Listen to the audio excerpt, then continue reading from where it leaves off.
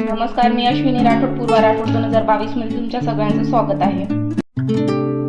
मी आज बनवणार आहे गोबी फ्राय। गोबी फ्राय बनवण्यासाठी मी इथे 2 मिनिट आधी गरम पाण्यात गोबी तोडून भिजवत ठेवली आहे।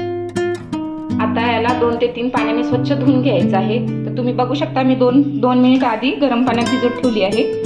तर तुम्ही बघू शकता मी 2 ते 3 पाण्याने स्वच्छ धुवून घेतली आहे। गरम पाण्यामध्ये भिजवायचा अर्थ की याच्यावर जे माती किंवा बारीक किडे लागले असतील ते सगळे निघून जाते।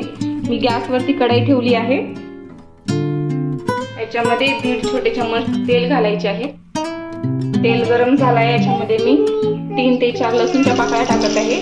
तुम्ही जिरा पण वापरू शकता, पण लसूणच्या पाकळ्यांना फ्लेवर छान येतो म्हणून मी फोडणीला लसूण वापरत आहे। लसूणचा कलर चेंज होईपर्यंत फ्राय करून घ्यायचा आहे। तुम्ही बघू शकता लसूणचा कलर चेंज झाला आहे। आता याच्यामध्ये ही गोबी टाकत आहे मी। गोबी टाकल्यावर परतून घ्यायचा आहे। कलर चेंज होईपर्यंत फ्राय करून घ्यायचा आहे।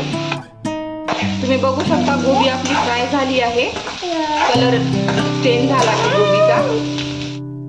याच्यामध्ये टमाटर घालायचे आहे। मी एक मोठा टमाटर बारीक चिरून घेतला आहे। मीठ घालत आहे जेणेकरून टमाटर पूर्ण शिजले जातील। बघू शकता टमाटर पण शिजले गेले आहेत। आता याच्यामध्ये मी सुखा मसाला ऍड करते। 1 मोठा चम्मच लाल तिखट पावडर, 1 छोटा चम्मच हळद पावडर, धना पावडर, 1 चम्मच गरम मसाला। मसाले घातल्यानंतर 1 मिनिटासाठी परतून घ्यायचा आहे। तर तुम्ही बघू शकता गोबी आणि मसाले पूर्ण एकजीव झाले आहे। तर आता याला 1 मिनिटासाठी झाकण बंद करून शिजवायचं आहे। बघू शकता गोबी फ्राय आपली तयार झाली आहे। याच्यामध्ये मी बारीक कापलेली धनियापत्ता टाकत आहे आणि परतून घेत आहे।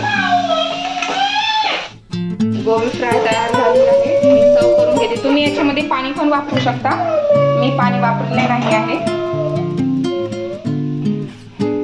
जर तुम्हाला माझी रेसिपी आवडली असेल तर प्लीज माझ्या चॅनलला लाईक आणि सबस्क्राईब करायला विसरू नका।